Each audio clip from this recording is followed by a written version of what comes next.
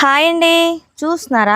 ఈరోజు మన మిద్దె తోటలో నెక్స్ట్ హార్వెస్ట్ చూపిస్తానన్నాను కదా, అది ఇదేనమాట. ఇదిగోండి, ముద్దుగా భలే ఉన్నాయి జాంకాయలు, అయితే బాగా పరువెక్కినాయి. అండ్ ఇది వచ్చేసి మనకి 2 years ప్లాంట్ అండి.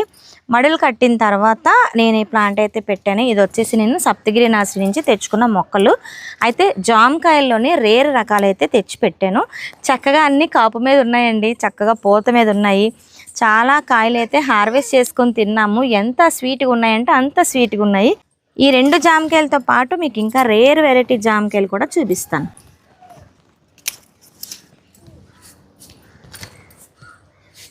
మన మిద్దె తోటలోని కూరగాయలు ఆకుకూరలతో పాటు పళ్ళు మొక్కలు కూడా పెట్టుకుంటే చాలా మంచిదన్నమాట.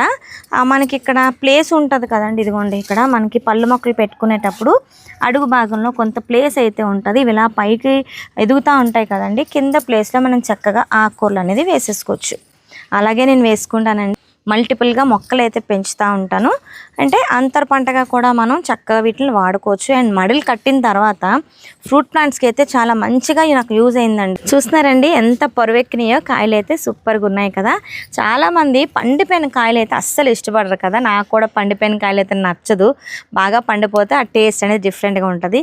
ఇవైతే కొబ్బరికాయ లాగా ఉంటుంది అనమాట. టేస్ట్ అలాగే ఉంటుంది, కొరికితే భలే ఉంటుందండి రుచి.